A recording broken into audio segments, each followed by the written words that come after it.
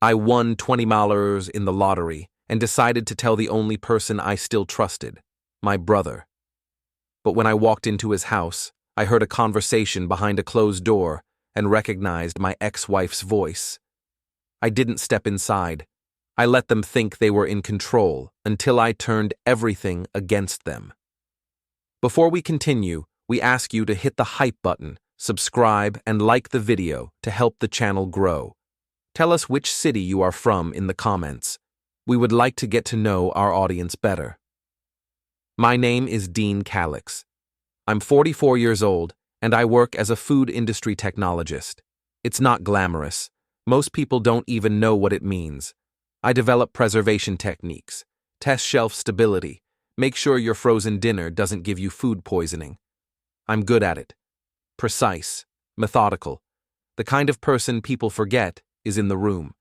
That invisibility used to bother me. Now I understand it's a gift. The lottery office was sterile and bright. Fluorescent lights hummed overhead, while a woman with reading glasses verified my ticket 3 times. She kept glancing at me like she expected someone else to walk through the door. Someone more deserving, maybe. Someone who looked like they belonged with $20 million. "Congratulations, Mr. Calix," she said, sliding papers across the desk. "You'll need to decide on the payout structure, lump sum or annuity." "Lump sum," I said. She nodded, unsurprised. Everyone takes the lump sum. After taxes, I'd walk away with about $12 million, still more money than I'd ever imagined having, more money than I knew how to process. "There will be media attention," she warned. "You have the right to remain anonymous, but the state requires public disclosure of, 'I'll remain anonymous.'" Another nod. She handed me a folder thick with documents, contact information for financial advisors, warnings about sudden wealth syndrome. I took it all and left quietly, the way I do everything. Back in my apartment, I made coffee. The kitchen was small, clean, efficient. Everything I owned fit into this space comfortably. No clutter, no excess. My ex-wife Calla used to hate that about me. She said I lived like someone who was always ready to disappear. Maybe she was right. I thought about who to tell, who to trust with this information. My parents were gone. My friend circle had shrunk over the years until it was barely a circle at all, more like a dot. Calla had left me 3 years ago, taking half of what little I had and all of her contempt with her. That left Felix, my brother. 3 years younger, endlessly more charismatic. Felix had always been the one people remembered, the one they wanted at parties, the one who could sell ice to someone standing in a snowstorm. He'd had some rough years lately, business ventures that didn't pan out, investments that collapsed, a mortgage that was slowly wearing him down. But he was family, a bond you're taught not to question, the last person I still trusted. I grabbed my keys and headed for the door. Felix lived in a suburban neighborhood with neat lawns and identical houses. His place was toward the end of a cul-de-sac, a 2-story with blue siding that needed fresh paint. I'd helped him move in 6 years ago, back when he still thought the consulting business would take off. It was evening when I arrived. Golden light spilled from the windows. I parked at the curb and sat for a moment, trying to figure out how to say it. How do you tell someone you've just won $12 million? What words make that sound real? I got out of the car and walked up the driveway. The front door was slightly ajar. Felix never locked it properly, always too distracted, too confident that nothing bad would happen to him. I reached for the handle. Then I heard voices inside. I froze. One voice was Felix's, low and measured. The other was female, familiar in a way that made my stomach drop. I knew that voice. Calla. My ex-wife was in my brother's house, and they were talking in the kind of hushed tones that meant they didn't want to be overheard. I didn't knock. I didn't announce myself. I stood there in the entryway, hidden by the angle of the wall, and I listened. "Can't just tell him outright," Calla was saying. "Dean's not stupid. If we push too hard, he'll shut down completely. He trusts me," Felix replied. He always has. That's not going to change. Trust isn't the problem. Control is. You know how he gets, all cautious and overthinking everything. We need him to feel like it's his idea. There was a pause. I could hear the clink of glasses, ice shifting in liquid. How much are we talking? Felix asked. If the rumors are true? Could be 7 figures, maybe 8. Depends on how he structured it. Structured what? Calla's voice dropped lower, almost conspiratorial.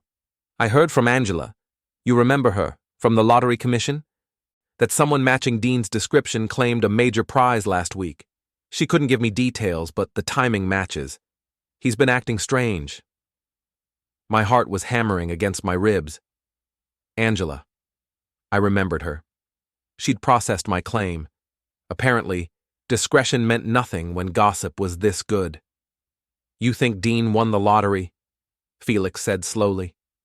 I think Dean won something. And I think if we play this right, we can position ourselves before he makes any stupid decisions. You're his brother. I'm his ex-wife. Between us, we can guide him toward reasonable choices. Reasonable for who? For everyone. Look, Felix, you're drowning in that mortgage. I know the consulting firm folded. I know you're 3 months behind. And Dean? Dean's going to do something predictable with that money. He'll put it in some low-yield savings account and let it sit there, earning nothing, while he keeps working his boring job and living in that depressing apartment. So we help him invest, Felix said. We help him see reason. We keep him calm. We make sure he understands that family takes care of family. Another pause. When do we approach him? Felix asked. Soon, but carefully. Let him come to you first. He will. He always does when something big happens. And when he does, you be the supportive brother. Concerned, protective. Make him feel like you're looking out for him. I am looking out for him. Of course you are, Calla said smoothly. That's why this will work. I stepped back from the door. My hands were steady. My breathing was controlled. Inside, though, something had shifted. Something fundamental and irreversible. I walked back to my car, got in, and drove away. Neither of them ever knew I'd been there. I drove to a diner on the edge of town, the kind of place that stays open all night and asks no questions.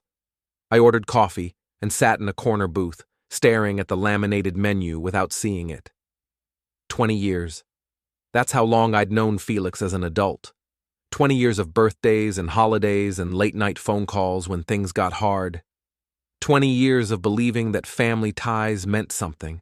That family was the one thing you could rely on when everything else fell apart. And Calla. 3 years of marriage that had ended badly, but I'd thought we'd at least moved past the bitterness, past the mutual resentment. She'd been the one to leave, the one who said I was too boring, too predictable, too absent even when I was standing right next to her. Apparently, I was interesting enough now. The waitress refilled my coffee without asking. I thanked her and pulled out my phone. No messages, no missed calls. Felix didn't know I'd been at his house. Calla didn't know I'd overheard their entire conversation. That gave me something they didn't have. Time. I opened the notes app on my phone and started typing. Everything I'd heard. Every word I could remember. The timeline. The implications. The casual way they'd discussed manipulating me, guiding me, keeping me calm like I was a child who needed managing. When I finished, I saved the note with a timestamp. Then I opened my calendar and circled a date 3 weeks out. Arbitrary. Far enough away to build something solid. Close enough that I wouldn't lose momentum. I made one phone call before leaving the diner. Rothstein and Associates, a professional voice answered. I need to speak with someone about trust and asset protection, I said. It's urgent. Of course. Can I get your name? Dean Calix. I'll need the earliest available appointment. There was typing. We have an opening tomorrow at 2. I'll take it. I hung up and left cash on the table. Outside, the night air was cold and clean. I stood in the parking lot for a moment, looking up at the sky. Felix thought I was predictable. Calla thought I was manageable. They were about to learn how wrong they were. The law office was downtown, occupying 3 floors of a glass building that reflected the morning sun. I arrived 15 minutes early and spent the time in the lobby, watching people come and go. Lawyers in expensive suits, clients with folders and worried expressions, everyone moving with purpose, with urgency. I felt calm. At exactly 2 o'clock, a woman in her mid-50s appeared. "Mr. Calix, I'm Margaret Rothstein. Please follow me." Her office was all dark wood and leather chairs. Diplomas lined one wall. The other had floor-to-ceiling windows overlooking the city. "You mentioned asset protection on the phone," she said, settling behind her desk. "Tell me what brings you here." I did. Not everything. Not the conversation I'd overheard, not the betrayal that was still settling into my chest like broken glass. But I told her about the lottery win, about wanting to structure things properly before anyone knew, about needing protection from people who might see me as a solution to their problems rather than a person. Margaret listened without interrupting. When I finished, she leaned back in her chair. "You're thinking ahead," she said. "That's rare. Most people who come into sudden wealth make emotional decisions first and practical ones later, usually too late. I don't want to make emotional decisions." "Good. Then let's talk about trusts." For the next hour, she walked me through options: revocable trusts, irrevocable trusts, blind trusts, asset protection structures that would separate me from direct ownership while maintaining control. She explained how to create barriers between the money and anyone who might claim they deserved access to it. "Family can be complicated," Margaret said carefully, "especially when money enters the equation." "I have a brother," I said, "and an ex-wife. Do you want them to have access?" "No." "Do you anticipate them requesting access?" "I anticipate them assuming they're entitled to it." Margaret nodded. "Then we structure accordingly. You'll be the sole trustee. No one else will have authority to make decisions or access funds without your explicit documented permission. And we'll build in protections against coercion or undue influence." "Can you do that?" "I can draft documents that make it legally clear you're acting independently and of sound mind. If anyone tries to challenge your decisions later, they'll have a very difficult time." "How long will this take?" 2 weeks to draft everything properly. 3 if we want to be thorough." "Be thorough." She smiled. "I thought you'd say that." We scheduled follow-up meetings. I signed retainer agreements. When I left her office, I had a roadmap, a structure, a plan that existed entirely in my control. Felix and Calla thought they were positioning themselves. They had no idea the game had already changed. I went back to work the next day like nothing had happened. The food manufacturing lab was familiar territory. Stainless steel surfaces, precise measurements, controlled environments. My coworkers barely looked up when I arrived. I was part of the background here. Expected. Unremarkable. Perfect. I spent the morning running stability tests on a new preservative compound. The work required focus, attention to detail, patience. Exactly the kind of thing that had always driven Calla crazy. She'd wanted passion, drama, someone who lived in extremes. She'd married the wrong person. My phone buzzed during lunch. A text from Felix. "Hey man, want to grab dinner this week? Feel like I haven't seen you in forever." I stared at the message. The casual tone, the implied concern, exactly what Calla had coached him to do. I typed back, "Sure, Thursday work?" "Perfect, I'll pick the place." I put the phone away and returned to my tests. Over the next week, I established a pattern. I went to work. I came home. I lived exactly the way I always had, quietly, predictably, without fanfare. But in the spaces between, I was documenting everything. Felix sent another text 2 days later. "Been thinking about you. Everything okay? You seem distant." "Just busy with work," I replied. "You work too hard. Life's short, you know?" I didn't respond to that. Then Calla reached out. An email, surprisingly. Subject line, checking in. The message was brief and friendly. Hi, Dean.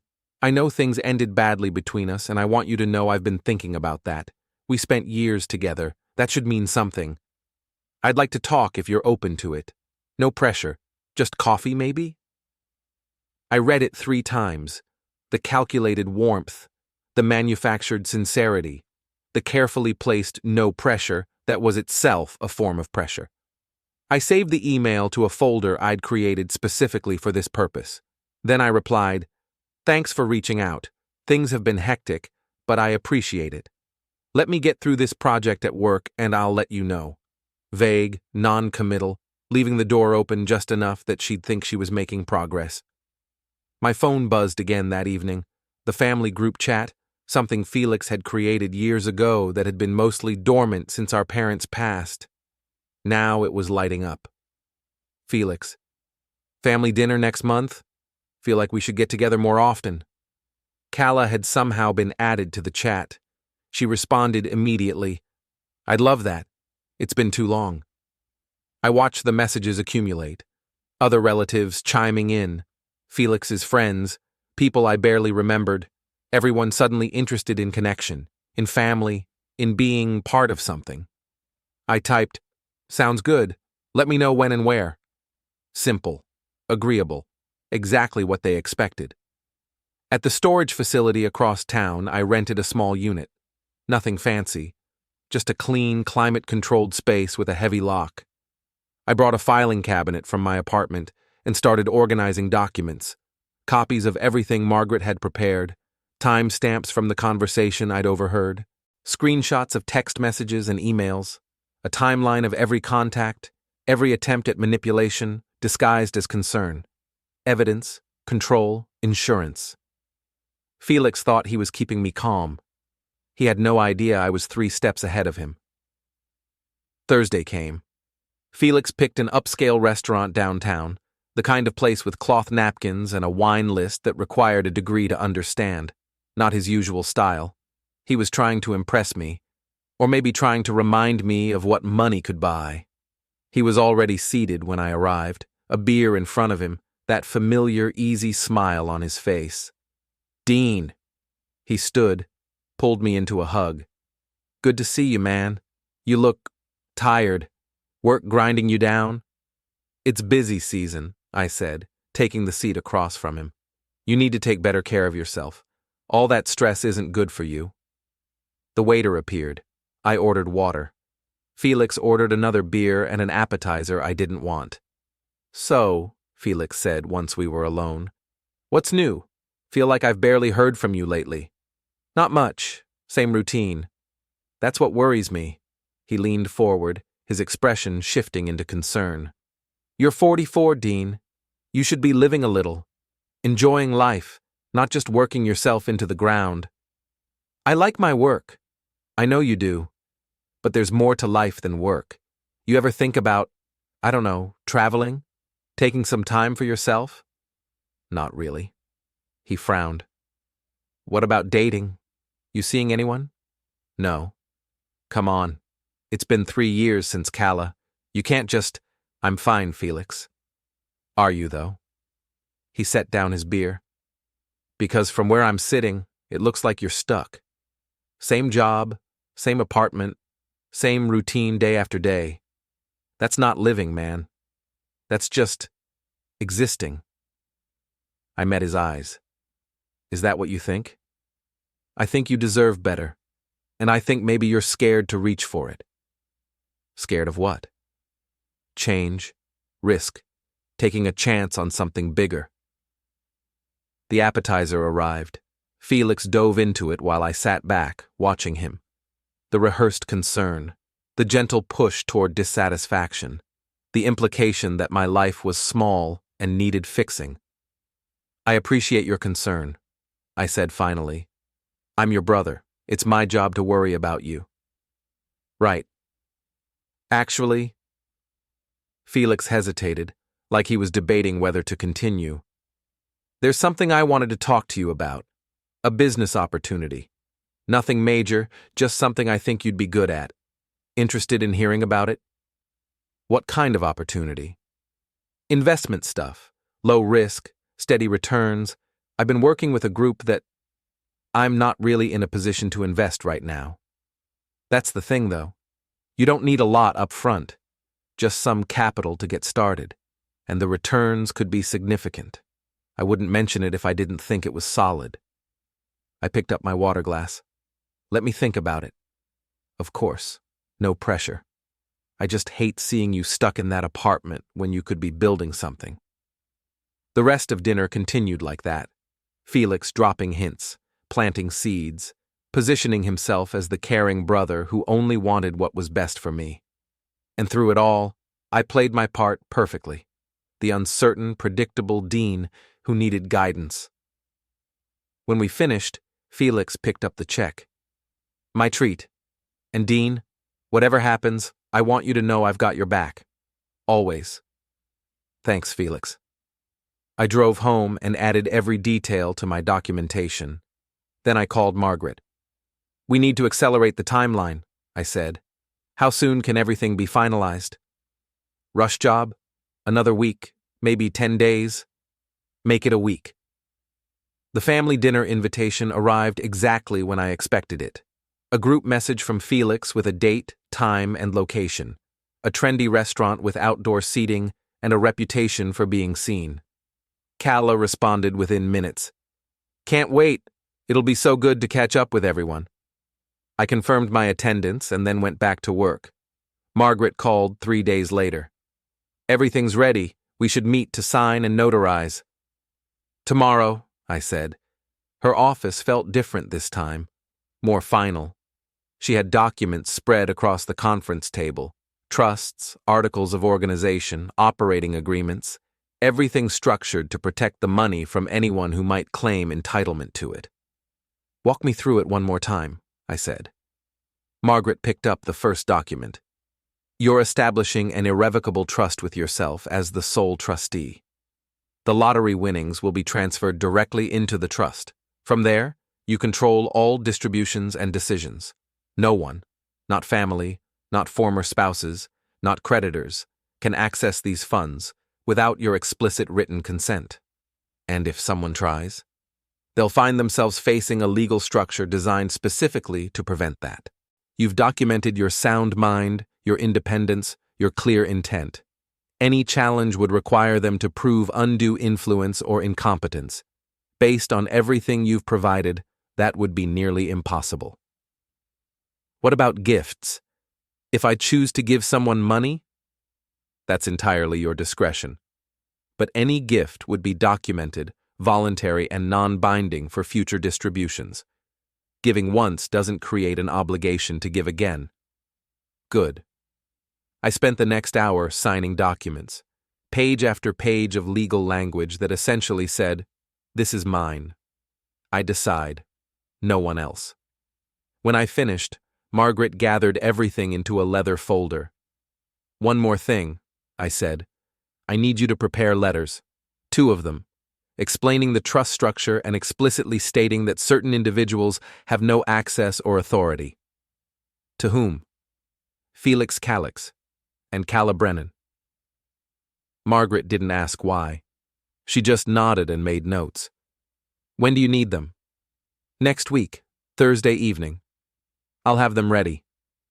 I left her office with copies of everything. Legal proof that I'd taken control before anyone realized the game had started. The family dinner was set for Friday. I had 4 days. The dinner was exactly what I expected. 20 people crowded around pushed-together tables, wine flowing, voices overlapping. Felix at the center, charismatic as ever, telling stories that had everyone laughing. Calla nearby, elegant in a way that had always made me feel underdressed, playing the role of the friendly ex who'd matured past old resentments. I arrived on time and took a seat near the end. Close enough to be present, far enough to observe. "Dean!" Felix called out. "There he is! We were starting to think you'd bail on us." "Got caught in traffic," I said. Calla appeared beside me. "It's good to see you, really." "You too." She touched my arm briefly. A gesture of connection, of intimacy reclaimed. Several people noticed. That was the point. Dinner progressed. Felix made a toast to family. Someone else made a joke about getting old. The wine kept coming. I nursed a single glass and watched patterns emerge. Felix's friends asking me about work. Casual questions that felt like reconnaissance. Calla laughing at my responses, playing up shared history. "That's so Dean," she said more than once. "Always so focused on the details." It was a performance.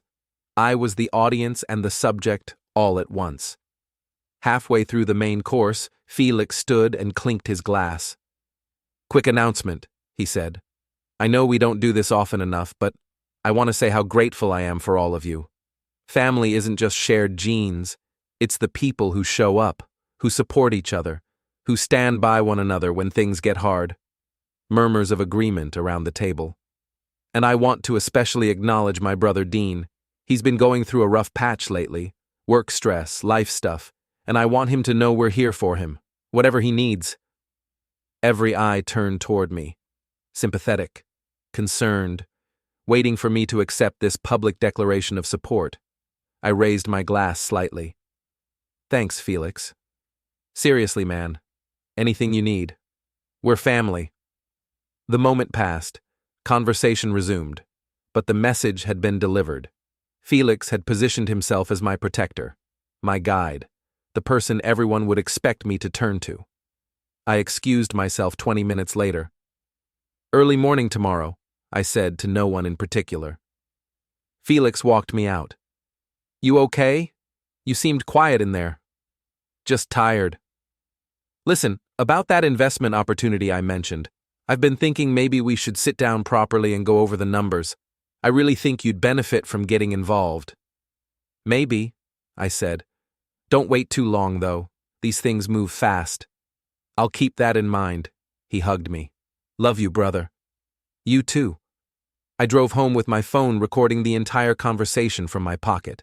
When I got back to my apartment, I transferred the audio to my computer and added it to the folder of evidence. Then I sent Margaret a message. "Ready for Thursday. Make sure the letters are detailed." Thursday arrived cold and gray. I called in sick to work. The first time in 3 years I'd used a sick day. Then I drove to Margaret's office. She had everything prepared.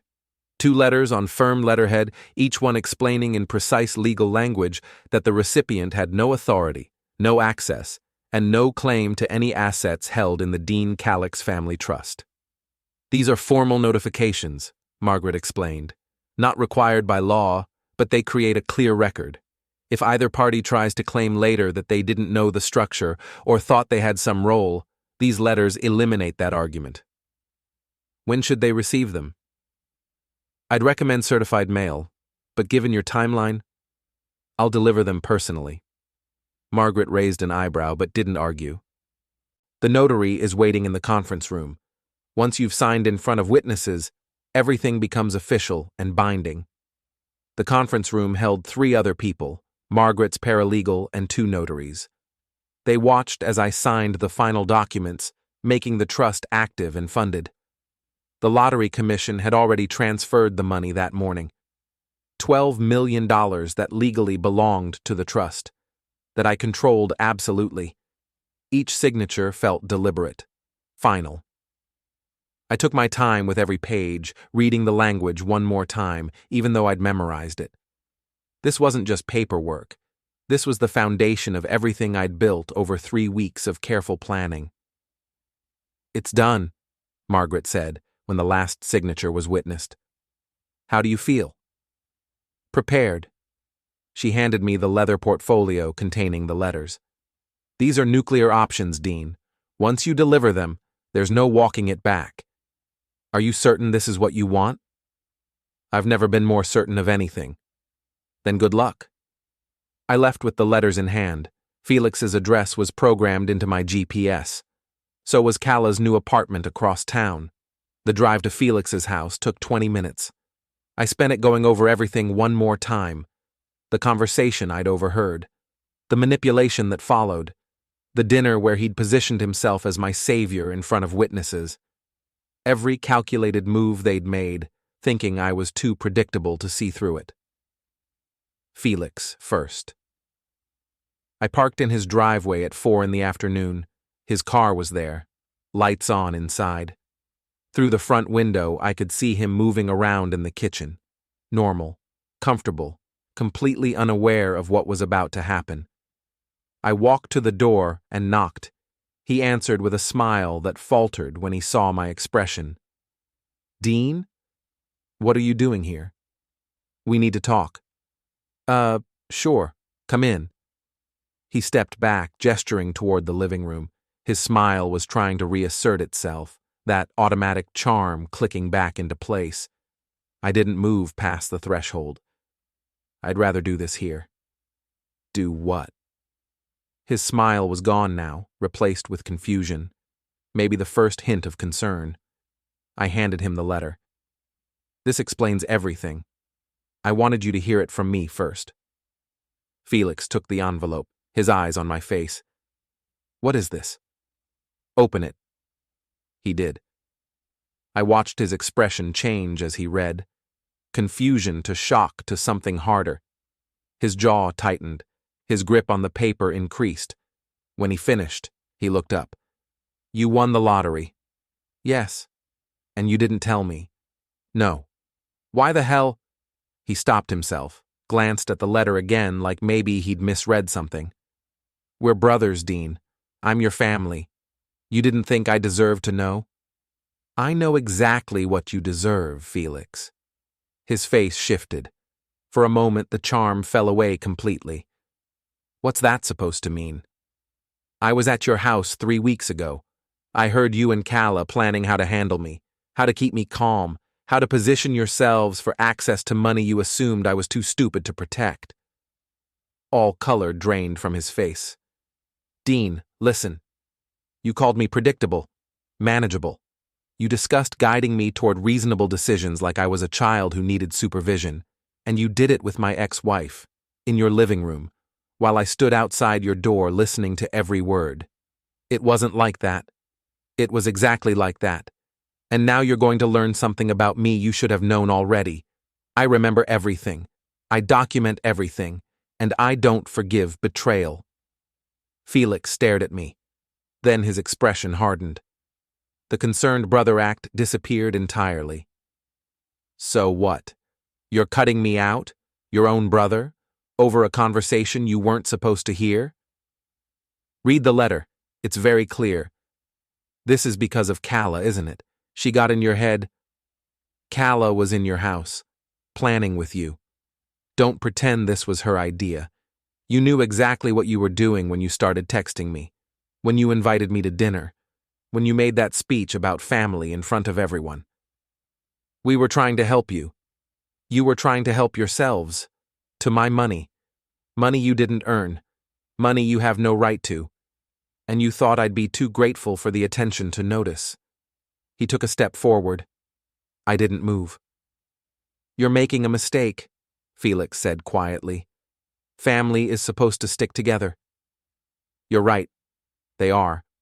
But you stopped being family the moment you saw me as a problem to manage instead of a person to respect." "Dean, we're done here." I turned and walked back to my car. Felix stood in the doorway, letter clutched in his hand, watching me leave. I could feel his eyes on my back.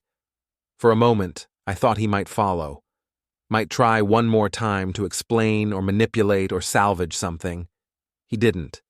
One down. Calla's apartment was downtown, a sleek building with a doorman and elevator access. I told the front desk I was expected. They called up. Calla must have confirmed because they waved me through.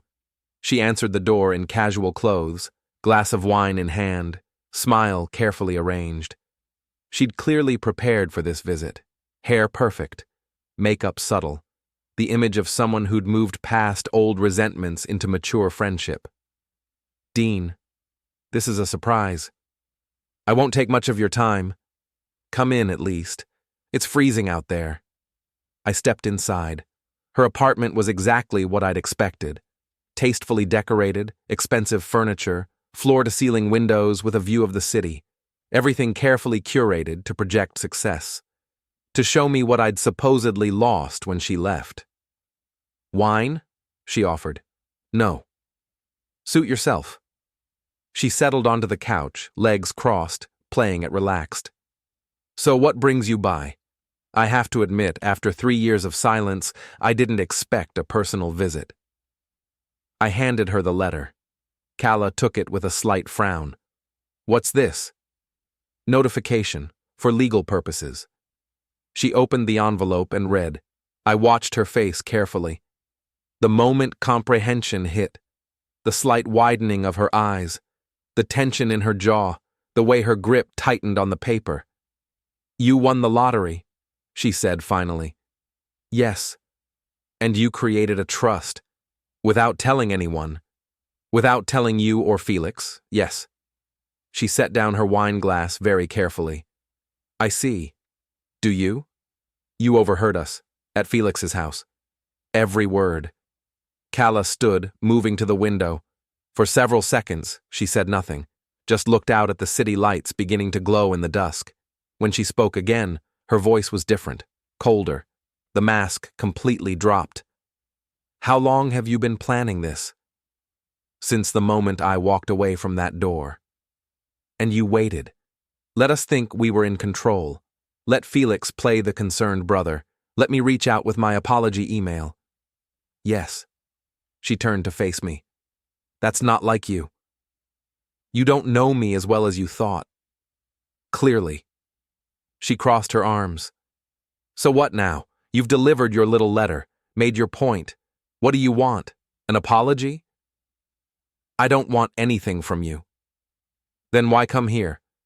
Why not just mail it like a normal person? So you'd know. So there'd be no confusion later about what you're entitled to. So you'd understand exactly how thoroughly I've protected myself from both of you. Which is nothing. Exactly nothing. Calla laughed. Actually laughed. You really think you've won here, don't you? I know I have. You've just made yourself completely alone, Dean. Felix was the only family you had left. I was willing to at least be civil. Now what do you have? Money and an empty apartment? I have control, I said, over my own life, over my own decisions, over who gets access to what's mine. That's more than you or Felix ever gave me credit for. Control? She said it like the word tasted bad. Is that what you call this? Spite dressed up as independence? Call it whatever makes you feel better. I turned toward the door. Dean. I stopped, but didn't look back. You'll regret this, Calla said. Money doesn't fix loneliness. And trust me, you're going to be very lonely. Maybe not, I said. But betrayal doesn't fix anything at all. And at least I'll be alone by choice instead of surrounded by people who see me as a resource. I left her standing in her expensive apartment with her expensive wine and her expensive view, and I drove home feeling lighter than I had in years. The evening air was sharp and clean. Traffic was light. My phone sat silent in my pocket. No frantic calls yet, no desperate messages. That would come later, once the shock wore off and they started strategizing their next move. But there was no next move. I'd made sure of that.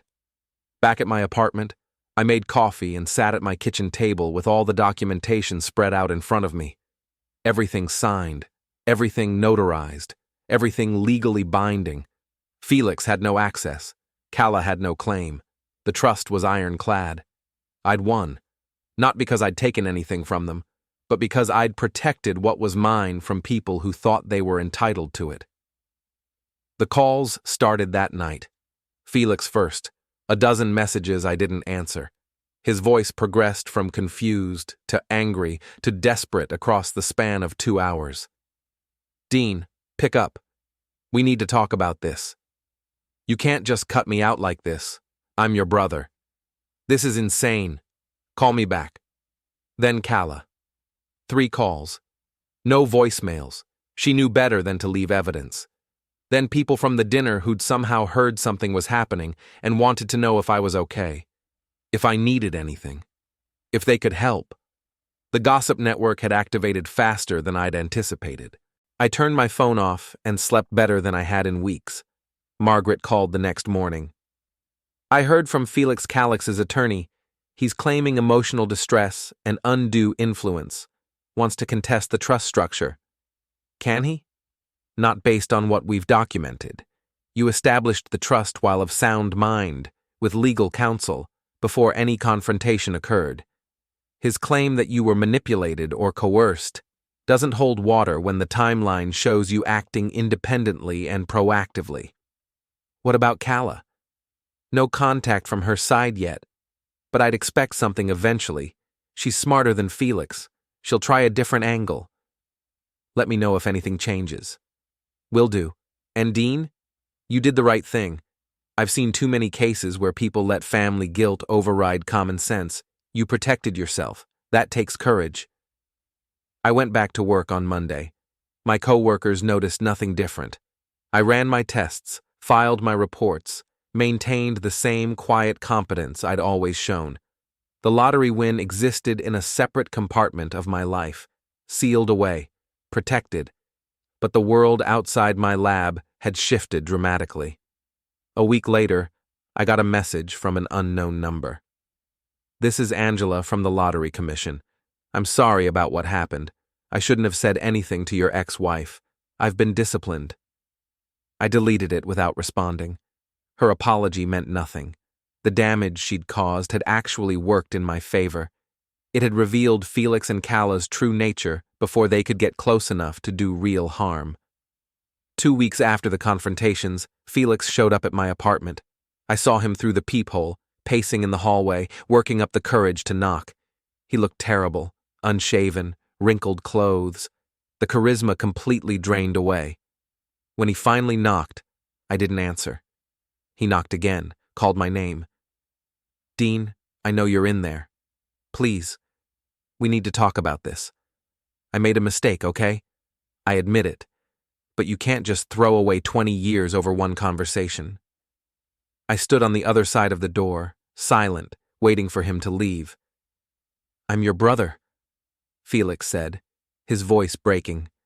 That has to mean something. Please. Eventually, he did leave. I watched through the peephole as he walked slowly back to his car, shoulders slumped, defeated. No guilt touched me, only clarity. Calla sent one last email 3 weeks after I'd delivered the letter. I underestimated you. I won't make that mistake again. For what it's worth, I never thought you had it in you to be this ruthless.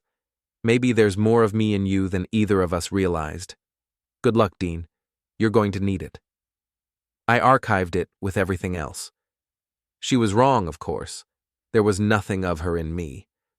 Ruthlessness required emotion, anger, vindictiveness, the need to hurt.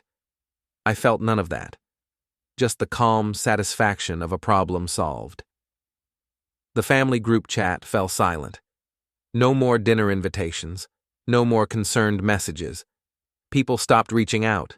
The few mutual friends I'd had quietly stopped returning my calls.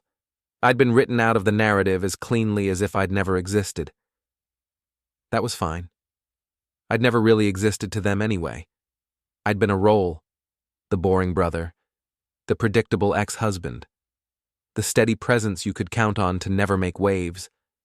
Now I was something they couldn't categorize, the one who got away. Margaret called on a Tuesday afternoon, 6 weeks after everything had started. Felix withdrew his contest. His attorney advised him he had no legal standing. Apparently they consulted with 2 other firms who said the same thing. And Calla? Nothing. I think she's moved on. Some people know when they're beaten. Good. So what now? Margaret asked. You've protected the assets. You've established clear boundaries. You've cut off the people who tried to exploit you. What do you want to do with the money? I thought about that. About $12 million sitting in trust, waiting for purpose, waiting for me to decide what mattered. I'm going to live my life, I said, on my terms, without anyone telling me what I deserve or how I should feel about it. That's a good plan. It's the only plan that matters. I hung up and sat in my apartment kitchen, the same place I'd sat the night I won the lottery. Nothing had changed in this room. Same table, same chair, same view of the parking lot through the window. But everything had changed. I'd learned who I could trust, which turned out to be no one but myself. I'd learned what I was capable of when pushed, which turned out to be more than anyone expected. I'd learned that being underestimated was the greatest advantage anyone could give you. Felix had called me predictable. Calla had called me manageable. They'd both learned the same lesson. Quiet people aren't weak. They're just waiting for the right moment. And my moment had come. 3 months later, I stood in Margaret's conference room one final time. The notary was present. So was a bank compliance officer I'd worked with to establish ironclad documentation of everything. "This completes everything," Margaret said, spreading the final documents across the table. "All assets accounted for, all protections in place." I signed the last page. The notary witnessed it. The compliance officer added her seal. "Done," Margaret said. I gathered my copies and stood. Through the window, I could see the city stretching out below. Thousands of people moving through their lives. Most of them would never win the lottery, never face the choice between trust and control. I'd faced it and chosen control. My phone buzzed. A message from the Food Science Institute. "Partnership approved. Looking forward to working with you." I'd submitted the research proposal using trust funds, an investment in something that mattered to me. Not someone else's failing business, not someone else's problems, mine. Felix and Calla had wanted to guide me toward reasonable decisions. Instead, I'd shown them what reasonable actually looked like. I walked out of Margaret's office into the afternoon light. The street was busy, normal, the world continuing exactly as it always had. Except now I was free.